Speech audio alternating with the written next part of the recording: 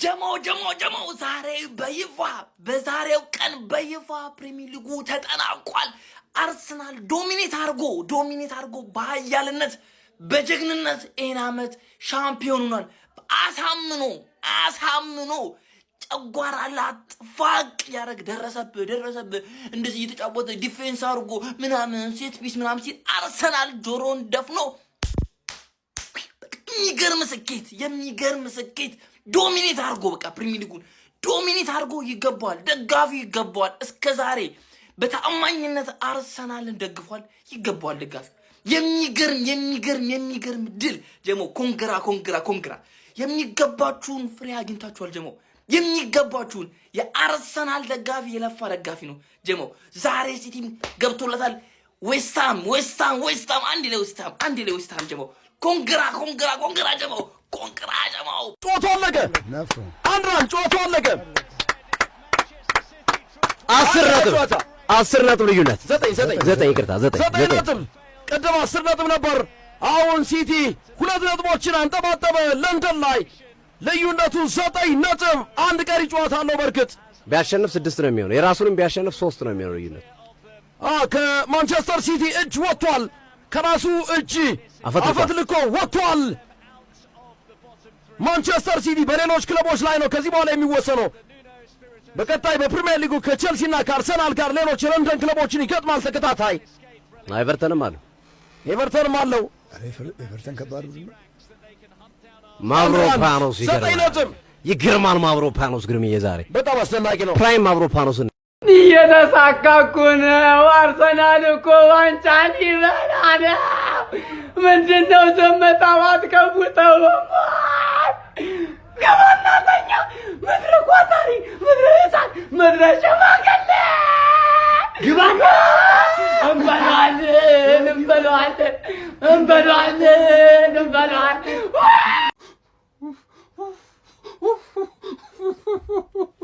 ስለሚቻል እኮ ነው ጀማው፣ ስለሚቻል ነው። እንችላለን ጀማው፣ እንችላለን። ማን አረ ምን አይነት ቋጣሪ ህዝቦች ነን! ምን አይነት ቋጣሪ ነን ዘንድሮ!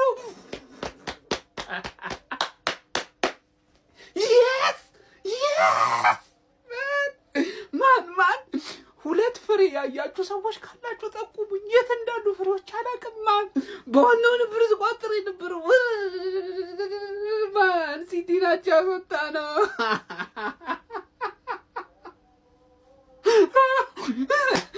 9 ነጥብ ልዩነት ጀማ። አንተ ከዚህ ጨዋታ ሲቲ ምን አገባን? እሱም ላይ ሽባ እናረጋለን።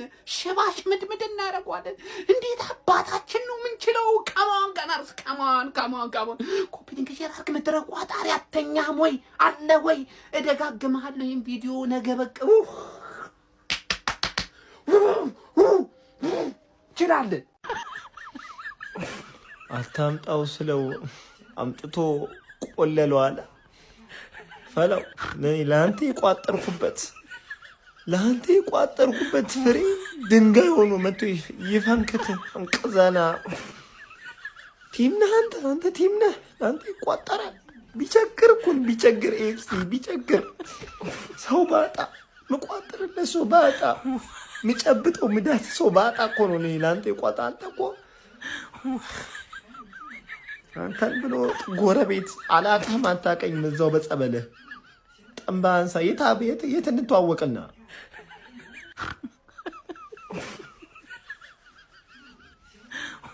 እናሳዝነን። ሙሽራው ለሙሽሪት አዲስ ዓለም አዲስ ሕይወት ጌታ ባርኮ የሰጣቸው ለወግ ማረግ አበቃቸው። ህርገጠው ሙሽሪት ለሙሽራው ምታምት አሎ እራን ወደ ዋንጫ ወይኔ ቋጠር ታውት እንዴ! ቆይ ለኛ መቋጠር ጀመሩ እንዴ? ለኛ ሆነ ወይ ደብሽት ምሽት ነው። እኔ ለምንድን ነው እንደዚህ ሆንኩት? ለምንድን ነው እንደዚህ የምትወዱኝ? አሁን ምን አይነት ልብስ እንደምትፈልጉ ሚዜዎች ዲኤም አድርጉልን፣ ከታች አስቀምጡልን። በአቅራቢያችሁ በምታውቁት ቤትኛው የአርሰናል ደጋፊ መላክ ትችላላችሁ። ምን አይነት ልብስ ይሆንላችሁ? በእኛ ነው ጤና ይስጥልኝ። ይህ የአርሰናል ደጋፊ የሆነው ሙአዝ ጀማል ድምፅ ነው። ክለቡ በ70 ነጥብ በአንደኝነት ደረጃ እየመራለት ስለሚገኝ በጣም ደስተኛ ነው። በጣም ደስ ብሎታል። ሌሊት 7 ሰዓት ላይ ድምፁ ተዘግቶ እየቀወጠው ይገኛል።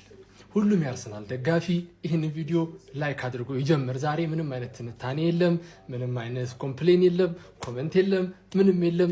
ደስታ ብቻ ነው፣ ፌሽታ ብቻ ነው። ቢስሚላ ዌስትሃሞች ትችላላችሁ፣ ዌስትሃሞች ትችላላችሁ። በቃ ሁላችሁም ኮፒ ሊንክ አድርጉ ምናምን። ወይ ሲቲ ግባ እናውጣው። አጸቋማ ይቅደም አቋማና አጋር ፓርቲዎቹ ይውደም ይላል አባቴ። ለምን ግን ማን ነው በቋጠሮ እየተባበራችሁ ስለሆነ ማን ለምን ግን ከኦል 11 ከእናንተ ማን አዋታችሁላችሁ ተጫዋች ቤስት 11 አደራጅታችሁ ለምን አገጥሙ ነው? ገባ አይደለ? ፈላው በእኔና ባንቺ መሀል ያለው ለውጥ ምን እንደሆነ ልንገርሽ። ምክንያቱም ማናጀርሽ ምርጥ ነው፣ እስኳድሽ ምርጥ ነው።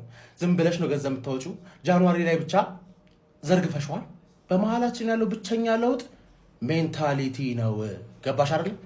ለዛ ነው እኛ በሜንታሊቲ እናሸንፋለን፣ ሽት ሆነን እናሸንፋለን፣ ምርጥ ሆነን እናሸንፋለን፣ በኮርና እናሸንፋለን፣ በኦንጎል እናሸንፋለን። ሮድሪ ስለ ዳኛው ያወራል። ሜንታሊቲ ነው ለውጣችን።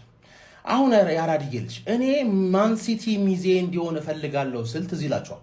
ለምን ብለህ ብጠይቀኝ ሁለቴ አሳምኖኝ በልጦኝ ከኔ ተሽሎ ዘ ስትሮንገስት ቲም ኢን ዘ ሊግ ሆኖ ሁለቴ ዋንጫ ነጥቆኛል እና ከሱ ዋንጫ መንጠቅ ለኔ ክብር ነው ብዬ ነበር። እንደ ሼቦቹ እንዳደረጉት ሚዜ በመሆንሽ ልናቅሽ፣ ምክንያቱም የሚያስከብር ነገር ስለሆነ ማለት ነው። ክብር ነው። አንደኛ መውጣት ካልቻልክ ሁለተኛ መውጣት ክብር ነው። ስለዛ ተከብረ ትኖራለህ ወይስ በጣም ብዙ በመንጣጣት ትናቃለህ? በአንድ ሳምንት ከ2 ዋንጫ ነው ወጣሽው። እሁድ ደግሞ ሲመጣ ከ3 አደረግልሻለሁ ማለት ነው። በእኔ እጅ ብቻ ትሮፊ ለስ እንዳትሆኝ። ማድሪድ ገረፈሽ እንጂ አልቻልሽም እንጂ ማለት በሁሉም ግንባር ትሮፊ ለስ ላደርግሽ ነበረ። ይዤው አንድ ጆሮን ይዤው ተገረፍኩ ሚል ታሪክ ነበር ምሰጥሽ። አመቱ የኔ ነው። ፔፕ እንዳትለቅ፣ ከዚህ ሊግ እንዳትለቅ። ሲገዛ ይሄ ሊግን ስንገዛው ቁጭ ብለህ ማየት አለብህ። ዝም ብለህ ገንዘብ እያወጣህ ማለት ቢስሚላ። ምን አይነት ጨዋታ ነው? ገራሚ ጨዋታ፣ ህልክ አስጨራሽ ነበር። ሲቲና ዌስትሃም ተጫውተው አርሰናል አሸነፈ። ቪዲዮን ኮፒ ሊንክ ሪፖስት ላይክ በማድረግ ጀምሩት። ፔፕ ጋርዲዮላ ትናንትና ይሄን ጨዋታ ነጥብ ከጣን የዋንጫው ነገር ሙሉ ለሙሉ ለአርሰናል ይሆናል ብሎ ነበር። እንዳለው ሆነ። በተካታይ ነጥብ ጣለ። ጋፑ ወደ 9 ከፍ አለ። አርሰናል ዛሬ 2 ድል ነው ማድረግ የቻለው። ፔፕ ጋርዲዮላ ጥር ላይ ልጆች አስዘዋወረ፣ ግን አሁንም ጠንካራ ቡድን መስራት አልቻለም። እጅግ በጣም ፈታኝ ጨዋታ ነበር ዛሬ። ዌስትሃም ገግሞበት ነበር። ወዳውኑ ሲቲ ያስቆጠረ፣ ወዳውኑ ዌስትሃም አስቆጠረ። ግን ፔፕ ጋርዲዮላ በጣም ነበር የተሸቀው። እውነት ነው የምላችሁ። እኔም ደግሞ ሲቲ እንደዚህ ሲሆን ማየት በጣም ነበር የምፈልገው። በጣም ነው ደስ ያለኝ። ዌስትሃም እንግዲህ ከፍ ብሏል። ለቶተንሃም የዛሬው የዌስትሃም 1 ነጥብ ስጋት ይሆናል ብዬ አስባለሁ። ሚኮ ይጨነቅበት። ግን ዛሬ የአርሰናል ደጋፊዎች 2 ጣፋጭ ድል ነው ማስመዝገብ የቻሉት። እስቲ ለማንኛውም በጨዋታ ላይ የተሰማችሁን ኮመንት ላይ አስቀምጡ። ቪዲዮ ከተመቻችሁ ኮፒ ሊንክ፣ ሪፖስት፣ ላይክ ማድረግ እንዳይረሳ። ቴንክ ዩ። በቃ ማን አንተ ጀመር ምንድን ነው አብዱ ምን ነው የት ነው ያለነው? ሲቲ ከዌስትሃም ጋር ነጥብ ስለጣለ ማለት ትንሽ ሲቲ ላይ ጋርዲዮላ ላይ ጥርጣሬ ያደረባችሁ ማለት ነው። ማለት እንዴት ነው ጋርዲዮላ እኮ ላለፉት ዓመታት ያደረገውን ነገር ታውቃላችሁ። ጠንክሮ ከሰራ ማለት ነው። የምሬ ነው የምላችሁ። አሁንም ቢሆን 2ኛ መጨረስ ይችላል። አረ ወይ ይኸውልህ 19 ቡድን ብትጨመቅ ማለት ነው ከኛ ከአርሰናል ደጋፊዎች በላይ አትቋጠርም። ጋርዲዮላ እናወራርዳለን ሂሳባችንን። 2 ዓመት የነጠቅሽኝን ዋንጫ ማለት ነው ይኸውልሽ ቆዳሽን ገፍፌ ግሬስሽን ሞገስሽን አሳጥቼ ነው የምሸኝሽ ዘንድሮ። ቀጣይ ሳምንት ማለት ነው እጀምራለሁ በይፋ ማለት ነው። አሁን ኦልሬዲ ያልተረጋገጠ በልተኗል፣ ግን ያልተረጋገጠ የዋንጫ ፍክክር ውስጥ ነን። ቀጣይ ሳምንት ግን ማለት ነው ለመጀመሪያው ዓመት ለአንደኛው ዓመት በካራባው ካፕ ነው ምቀጣ፣ በካራባው ካፕ ማለት ነው። ዋናውን ግን የ2ኛው ዓመት የማይገባህን ዋንጫ የወሰድካትን ሲዝን ማለት ነው እንዲህ ነው እምወስድብህ እንደዚህ ማለት ነው። እንደዚህ እንዲከብድህ አድርጌ ነው እምወስድብህ። እንዲከብድህ አርቴታ ጎን የነበረው ሰውዬ እንደዚህ ከኔ በልጦ ተገኘ እንዴ ብለህ እስክትጨነቅ ድረስ ነው እምነግስብህ። ጋርዲዮላ አሁን ጭንቀትህ ሊሆን የሚገባው ማለት ነው የሲቲ ደጋፊዎችና ጋርዲዮላ ጭንቀታችሁ ሊሆን የሚገባው ማንቸስተር ዩናይትድ ይደርስብናል ወይስ አይደርስብንም ነው። ገብቷችኋል? አረ ከኛ ጋር ያላችሁ ፋይል ተዘግቷል። አለቀ። ሜዳ ላይ መጥቼ ሁላ ለጥፍ ይችላል። ሜዳ ላይ መጥቼ ማለት ነው። ካሞን ዩ ጋናርስ ኦን ቶፕ ኦፍ ዘ ቴብል ይወለ በ9 ነጥብ አድርገናል። ቀሪ ጨዋታን አሸንፍ ከፈለክ አይመለከተንም። ሲጀምር ማድሪድን የነካ የለው በረካን ያራዳ ልጆች። ማንቸስተር ሲቲ ራሱን በገዛ እጁ ከዋንጫው ፉክክር እየወጣ ያለ ይመስላል። ያራዳ ልጅ በሚያስገርም ሁኔታ ለንደን ስታዲየም ላይ ጠርቶ ዌስትሃም ቆንጅዬ ነጥብ አስጥሎት ራሱን ከወራጅ ቀጠና ማውጣት ችሏል። ነገ ከፉላም ጋር ኖቲንጋም እስኪጮህ ድረስ አሁን ዌስትሃም 17ኛ ደረጃ ላይ ቁጭ ብሏል ማለት ነው። ያራዳ ልጆች ኑኖ ስፒሪቶ ሳንቶ ከወልቭስ ጀምሮ ፔፕ ጋርዲዮላን አልፋታም ብለውታል ነው የምልህ። ያራዳ ልጅ ሌላ ጨዋታ የለውም። አሁን አርሰናል እየሮጠ ነው ለንደን ሊገባ እየተጣደፈ ዋንጫው ራሱ እየሮጠ ነው አሉ ወደ ለንደን ሊገባ። አካሄዱ እንደዛ ነው፣ ምንም ጥያቄ የለውም ነው የምልህ። ማንቸስተር ሲቲ እና ፔፕ ጋርዲዮላ በጣም እየተዳከሙ ነው። ይሄ ሳምንት ደግሞ ለነሱ አይደለም። ቻምፒዮንስ ሊግ ላይ ይዛ ማንቸስተር ሪያል ማድሪድ ታምር ሲሰራ ነበር።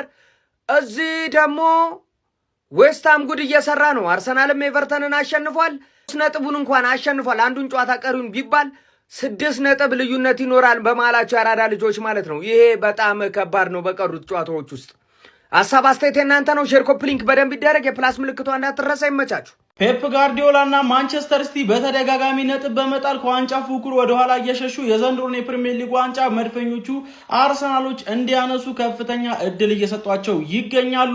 በፕሪሚየር ሊጉም ከሜዳቸው ውጪ ተጉዘው ወራጅ ቀጠና ላይ የሚገኙ የኑኖ ስፒሪቶ ሳንቶን ዌስትሃምን የገጠሙት ማንቸስተር ሲቲዎች 1-1 በመለየት ነጥብ ተጋርቶ ለመውጣት ተገደዋል። በዚህም ከመድፈኞቹ አርሰናሎች ጋር ያላቸውን የነጥብ ልዩነት ወደ 7 ማጥበብ የሚችሉበትን እድል ሳይጠቀሙበት በመቅረት 61 ነጥቦችን በመያዝ ከአርሰናል በ9 ነጥብ ርቀው ሁለተኛ ደረጃ ላይ ተቀምጧል። ማንቸስተር ሲቲ ቀሪ ጨዋታ ያለውም ቀሪ ጨዋታውን ማሸነፍ ቢችል ራሱ ከአርሰናል ጋር የነጥብ ልዩነቱ 6 ነው የሚሆነው የሁለት ጨዋታዎች የነጥብ ልዩነት ማለት ነው። ስለዚህ ከዚህ በኋላ በቀሩት የ7 የፕሪሚየር ሊግ ጨዋታዎች ማንቸስተር ሲቲ አርሰናል ላይ ደርሶ ዋንጫውን ይወስዷል ብሎ ለመናገር በጣም አስቸጋሪ ይመስለኛል። ፔፕ ጋርዲዮላ እንደተናገረውም ነጥብ ምንጥል ከሆነ ከዋንጫ ፉክክሩ ወጥተናል ሲል ተናግሮ ነበረ።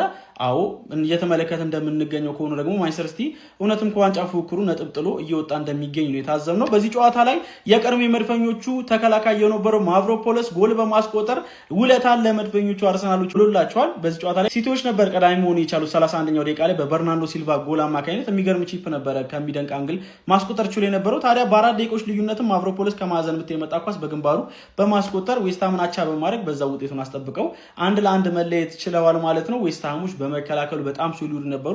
ማንቸስተር ሲቲዎች ሁለቱም አፎች ላይ የተሻለ ቡድን ነበሩ። የግብ ዕድሎችን በተለይ ሰከንድ አፍ ላይ በተደጋጋሚ መፍጠር ቢችሉም እነዛን የግብ ዕድሎች ግን ወደ ጎልነት መቀየር ሳይችሉ ነጥብ ተጋርቶ ለመውጣት ተገደዋል ማለት ነው። እናንተ ስለዚህ ጨዋታ ምትላላችሁ? ሀሳባችሁን አጋሩኝ። የፕላስ ምልክቱ መጫ እንዳትረሱ። አቤት ማንቸስተር ሲቲ ተስፋ ሰጠን። ቢያንስ እንኳን ታስፈራራቸው። ከዛ በኋላ እኮ ራሱን ይሽከራተትላል።